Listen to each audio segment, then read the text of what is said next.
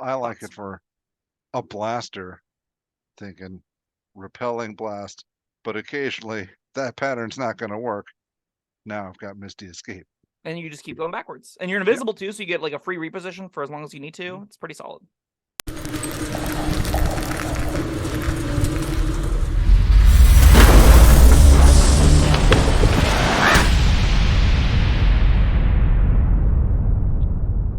Hello, friends. Robert Bevan here, author of the Caverns Creatures series of comedy, fantasy novels, and short stories. With me is Sam West, and today is another. What is it, Sam? We keep coming back to Warlock Wednesday, but I thought it was over, Bob. Didn't we finish the last Warlock Wednesday? We finished the last pack boon? No, we did not, because we have all the Warlock subclasses. And if I was thinking ahead, we could have put Warlock spell lists on Warlock Wednesday. However, we're already doing those on whatever day we're doing spell lists. We got like 7th level already up. That kind of stuff. Yeah. We're almost done. Yeah, well, live and learn. That's fair. But I mean, well, you know what? Let's get this out right at the gate too. More live and learn. We should have thought ahead. We're going to be covering the Warlock as it stands now.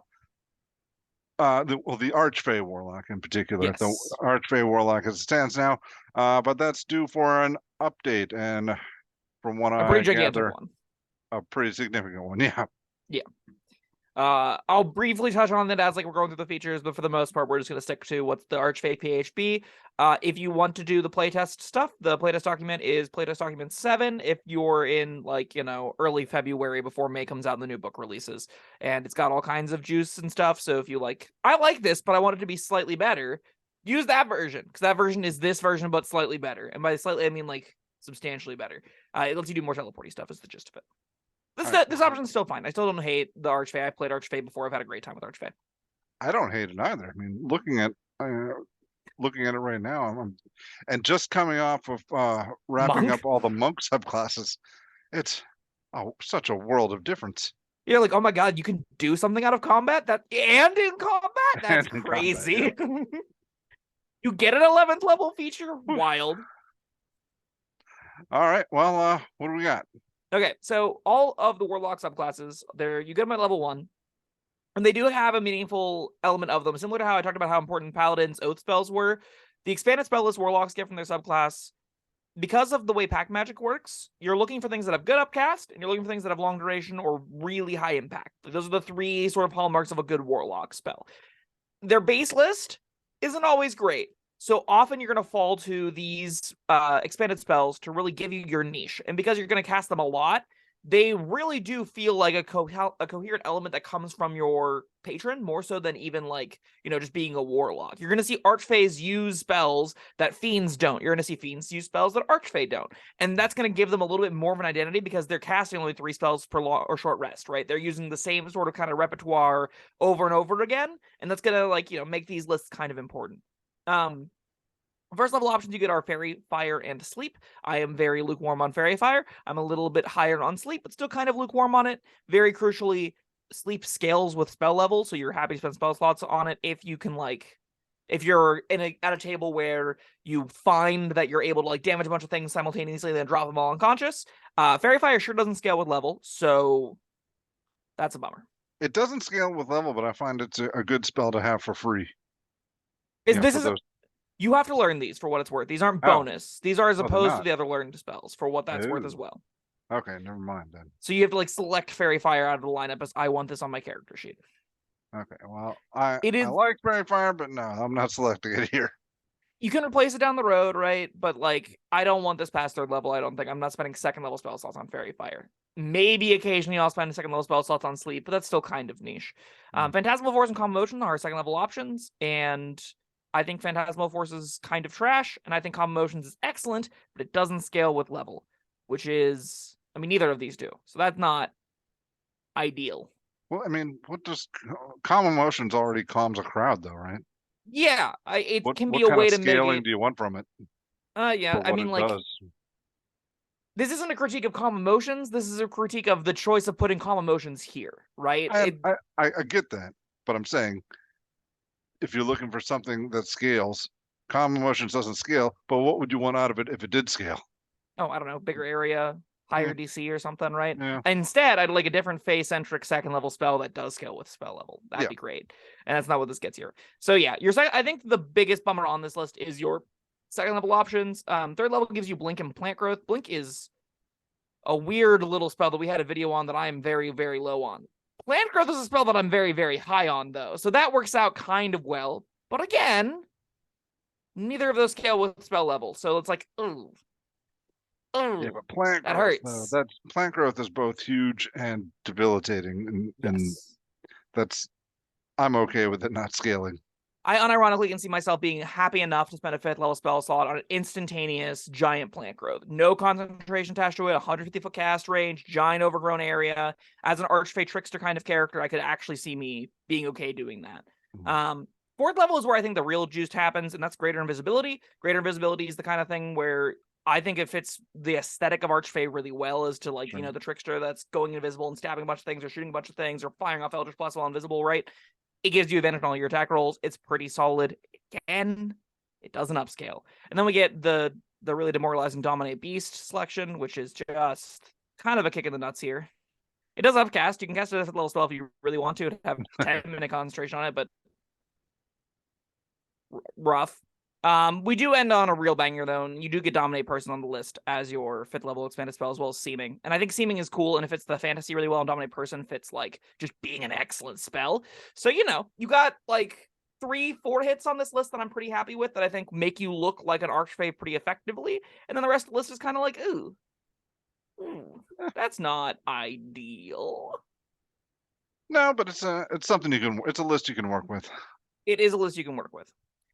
Notably, the updated versions, the updated Archfey keeps most of the same list, but because you get your pact at 3rd level instead, all of the effects happen. Like, you get Calm Motions, Fairy Fire, Phantasmal Force, and Sleep all at 3rd level. It also added Misty Step to that list, and I think Misty Step's normally pretty bad as a Warlock spell, but that option does a lot more to expand on it. But, like, for the most part, they're identical into the upgraded playtest. This isn't where I think most of the juice from Archfey comes from. Moving into our 1st level feature, we got Fey Presence. So starting at 1st level, your patron bestows upon you the ability to project the beguiling and fearsome presence of the Fey as an action. You can cause each creature in a 10-foot cube originating from you to make a Wisdom saving throw against your Warlock spell save DC. The creatures that fail their saving throw are charmed or frightened by you, your choice, until the end of your next turn.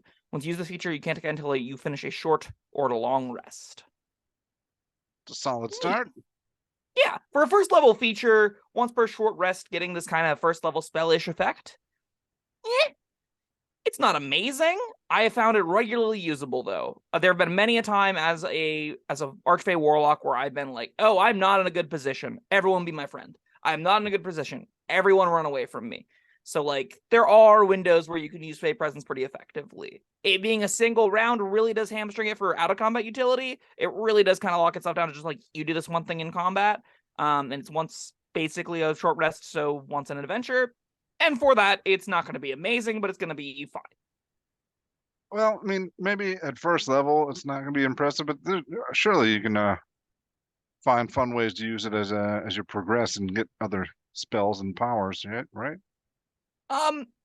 So this option is really this version of this option is a really tricky because it doesn't do the teleporty stuff that well. We're gonna get into Misty Escape in a second, but like Warlocks aren't exactly excited to cast Misty Step. They're not particularly compelled to cast Dimension Door, right? A lot of the I want to get into this position, do this big area effect fear, and then get in reposition and do all those kinds of things is hard for them because they're really hamstrung by what spells they have available to them with only 3 spell slots. The updated version addresses this by giving them a ton of free Misty Step stuff, right? Like, they get a bunch of abilities that empower and give them free uses to sort of get around the battlefield and do a lot of cool trickster stuff. This one doesn't give you a lot of that repositioning stuff outside of the 6th level feature Misty Escape. So, like, this Fey Presence I don't find is that easy to position it as a proactive tool, and it's going to end up more often being a reactive tool to say, there's 6 things on top of me, I lay on my back, Fey Presence them also are buddies, then get up and run. Yeah, that's not nothing. It's not nothing. That is a fine little toolboxy feature. At 1st level, as a Warlock, you're getting a lot of things, Fey Presence being one of them. I'm fine with that. Misty Escape is what you get at 6th level. So starting at 6th level, you can vanish in a puff of mist in response to harm. When you take damage, you can use your action to turn invisible. and teleport 60 feet to an unoccupied space you can see. You remain invisible until the start of your next turn or until you attack or cast a spell. Again, once you use this feature, you can't again until you finish a short or long rest. I like this thing a lot. Yeah. This is the reason I want to play Archfey right here is Misty Escape. Well, here's another. I mean, you can use these both at the same time. Blow through all your powers at once. But yeah, if you need to escape, then charm everyone, fear everyone, make a run for it. Then so if something still hits you, and greater invisibility, and start having at them. And like you're seeing with that sort of combination of greater invisibility, plant growth, Misty Escape, we've got this character isn't built to do damage. This isn't a character that's going to be built to have like detrimental, devastating effects in health point wise. This character is more bread and butter as being a sort of toolbox supportive warlock. I really like it for that vision. I think this paired alongside things like Misty Visions, this paired alongside invocations that give you little bits of like bonus utility. I love chain warlocks that take this. I think you can have a really robust kit of like single individual tools that you just pull out of your tool belt when you need them, right? You need a fear, you got Fey Presence. You need to get out of here, you got Misty Escape. You got greater invisibility whenever you need it, plant growth when you need it. You got all these little bells and whistles, these tons of little tools you can grab for in a wide variety of environments that lead to characters that never feel like they are out of things to do. And Misty Escape fits right alongside this. It also it plays well on most of the archetypes you can take, right? You play great with Blade, because if you get it over your head, you can go, crap, I'm out of here. Plays great on Blaster too, where it's like the assassins have broken to the back line, and you're like, I cannot be here right now. Same kind of deal, right? So sure. It's a great little defensive feature. It being once per short rest makes it kind of like getting an extra spell slot. It's weird. I like it, but it is a little bit lacking as far as like consistent things you're going to do. This isn't informing you how to build. It's saying if you've got to build, these are new features you can stack on top of it that give you extra utility on top of it. So, All right. Well, I like it for a blaster, thinking repelling blast, but occasionally that pattern's not going to work. Now I've got Misty Escape. And you just keep going backwards. And you're invisible too, so you get like a free reposition for as long as you need to. It's pretty solid. It is the end of the start of your next turn, so you can't like become visible and then move. But it will guarantee you like things aren't likely going to find your position for that until your next turn starts. So that's kind of convenient. All right, what's up next? We got Beguiling Defense at 10th level. So beginning at 10th level, your patron teaches you how to turn the mind-affecting magic of your enemies against them. You are immune to being charmed, and whenever another creature attempts to charm you, you can use your reaction to attempt to turn the charm back on that creature. It makes a wisdom saving throw against your Warlock spell save DC or be charmed by you for 1 minute or until the creature takes any damage. This isn't a feature. I mean, it's not. Most of the time, probably not. Things that are going to be good at charming you, generally speaking, are immune to being charmed. Oh. Not necessarily enemy spellcasters. If I am worried about the enemy spellcaster that's at 10th level casting Charm Person on me, I don't know what's happening. I'm worried about them casting Dominate Person on me, but Charm Person has left the realm of play like 9 levels ago, as far as things that I'm worried about. Right? Yeah, you're probably right. This just isn't a feature. You will never use it. I played I got this character at 13th level. His name was Gibby Hilltop. He was the best. I just stayed in Warlock the whole time with it.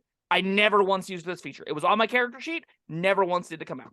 Yeah. Hottest of hot trash. Not a real feature. Fortunately, we just got Dominate Person from the subclass, so you still kind of feel like you get something here. But like, oof. Big oof. I'm sad I never got to play with Dark Delirium, but it is the 14th level feature. So you can, starting at 14th level, you can plunge a creature into an illusory realm. As an action, choose a creature that you can see within 60 feet of you. It makes a wisdom saving throw against your Warlock spell save DC. On a failed save, it is charmed or frightened by you, your choice, for a minute, or until your concentration is broken, as if you're concentrating on a spell. This effect ends early if the creature takes any damage. Until the illusion ends, the creature thinks it's lost in a misty realm, the appearance of which you choose. The creature can see and hear only itself, you, and the illusion. You must finish a short or long rest before using this feature again. All right. This sounds pretty cool. The only use I'm thinking of for it, though, is like when at the beginning of Back to the Future, when Marty's like in the hazmat suit or whatever, and he's like pretending to, he calls himself Darth Vader, and he's talking to who's he talking to? Is it his dad? Do you know what I'm talking about? Yes, whenever he Yeah. breaks into his dad's Right. room to Yeah. convince him to be a man and like Right. go Right. hit Right. before hit him or whatever, right? Yes. I think What? more often this just looks like banishment, right? This just looks like I put that thing in Dark Delirium and it doesn't do anything for this combat because it's in this realm of horror. And it failed a single saving throw, it gets no chances to break out. Nobody touch it. Let it be in its Dark Delirium, and we'll deal with everything else. Okay. So yeah. All right. I didn't even think about combat applications. I was focused on that last line. No, not the last one. Yeah, the creature can see and hear only itself, you, and the illusion. So like interrogation kind of thing, maybe. Yeah, I don't know. It being like you basically set yourself in this position where you put it in the Dark Delirium, and you're either doing like an interrogation Guantanamo Bay kind of scene where you got like buckets of water and you're just putting them in their worst possible nightmare, and it's just horrific, awful torture, or it's I put the enemy big bad in this thing. It's frightened or charmed by me. Charmed is usually the better option because then it will not attack you. Full stop. And then you can just do whatever you'd like in there. If you make it frightened of you, it might still shoot you and stuff, although it'll be a disadvantage doing so. By putting it charmed by you, it's just, oh, no, you're not going to touch me. And I'm not going to touch you, and everything's going to be chill. Just hang out in this weird, random pocket dimension I've stuck you in. Don't worry about it. I promise nothing's out of place here. And I'll just go kill all your friends normally. I think that's the main use case of this. So then it kind of feels like a 14th level feature for an extra spell slot that's dedicated exclusively to polymorph. It's the general feeling I get of Dark Delirium. Yeah, all right, that works. This kind of brings this whole subclass together to say that you're really getting 3 once per short rest spell slots. They're just locked into Fey Presence, Misty Escape, and Dark Delirium. Is kind of how I feel about it. And that makes it play at tables where you are getting 1 or 2 short rests per long rest. Actually, like you got a pretty substantial just chunk of resources to use. If every fight you're getting your 3 spells off and then one of these each other round, you got like 2 encounters worth of just stuff to do. And that stuff isn't always going to be the most powerful. That stuff isn't always like this big realm warping effects. Dark Delirium being akin to a 4th level spell as a 14th level feature isn't great. And like it's less flexible than that. You can't like replace these spells with anything else. But as a whole unit, I think this archetype gives you a lot of fun little tricksy stuff that, as long as you're okay getting a flat nothing for beguiling defenses, will give you some like reasonable tools that you'll have to, kind of engage and play in the game with in some fun, unique ways. Yeah, it's really a shame beguiling defenses doesn't seem to be worth much because it's the one I feel is the coolest at face value. Yeah, it's just you charm me, boom, flip it back on you. Immunity to the charm condition just is that when I say it's a non-feature, it's the flipping it back that's really the non-feature. There will be like a handful of charms per campaign where you'll be immune to it, and this will be fine. But like the odds of you turning it back on the attacker is laughable. So I wouldn't expect that to basically ever happen. And it definitely is like kind of the cool part of this fantasy is like, oh, you're trying to trick me, but I'm the trickier. I am the more fairy of the two of us. Yeah, but that's just not anything you should expect to ever occur in reality. Yeah, that's unfortunate. Yeah. I also want to say, like, when your subclass feature is a series of once per short rest abilities. If you get 1 short rest, if you don't get any short rest per long rest, you're going to feel like you are really running on fumes most of the time, and you will get into positions where you will just like keep your like if you don't know when your next short rest is coming, using Misty Escape at all can feel like it's off the table, right? Using Misty Escape, because you could use it as like prick yourself with a dagger and teleport 60 feet. That's a real thing you could do to like explore the world and stuff. There will be some tables where you'll be like, well, I don't know if I'm going to need this, and we don't get short rests, so I definitely shouldn't use this for anything until I absolutely have to. And then you have like sort of the consumable potion problem where it's like, well, I kept saving it, I never ended up using it, and it can just end up rotting on your sheet. So like there are going to be some tables where this is not a good fit just by the nature of the problems of the short rest system. So, you know. Yeah, just learn how your table plays. That's fair. I also think, and if you like this kind of stuff and you're okay getting a real 10th level feature, never mind, they still kept beguiling defenses for some reason. Oh, no. It's way better, because the new beguiling defense feature is, in addition, immediately after a creature hits you with an attack roll, you can use your reaction to reduce damage you take by half, and then it makes it with save or take psychic damage equal the difference. It actually does something, like a completely different feature now, and it also just makes you immune to the charm condition. Oh, all right. So that's just it doesn't flip charms back. No, which again never happened anyway, so it's, all upside. Yeah, I would highly recommend checking out the playtest version of it if you like what you're seeing here and want a more powerful version. Because I think this version is still probably just like a C. It's not anything riveting. The once per the spell list is kind of booty. There's like a couple of hits, but for the most part, you're like, these are all kind of mid. And then you got like a very lukewarm first level feature where it'll be like, once in a while, it's like a neat little. Everything was 2 things were maybe scared of me for this round, and it helped me leave and live. But like a lot of the time, it's gonna be like, I don't see this doing anything. And Misty Escape is cool, but it's like, again, once per short rest teleport. It's like not that impactful. I think you can have a fine time playing this. I just don't think it's ever gonna be like riveting or game warpingly powerful. Oh, I'm tainted by the all the monk subclasses we did. We started those out on D's and F's. This definitely is better than those, but it's not good. But man, maybe the subclass isn't amazing, but I'm thinking of it piled on top of what Warlock already gets compared to monks.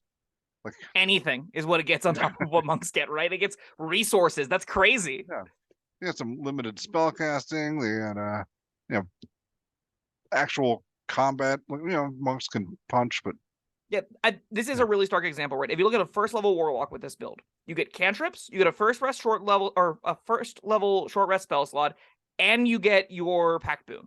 Or your patron, I mean. So you get Fey Presence, 1 short rest spell slot, and cantrips.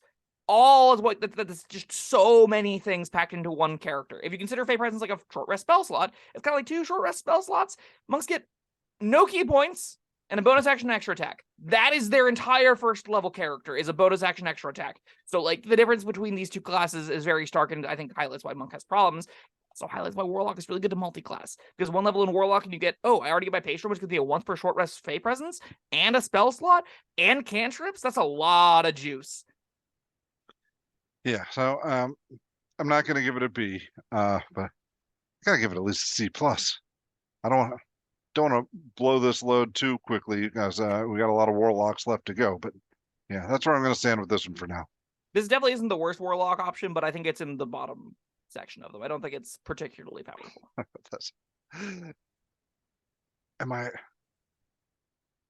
Do I like this less than even the best monk?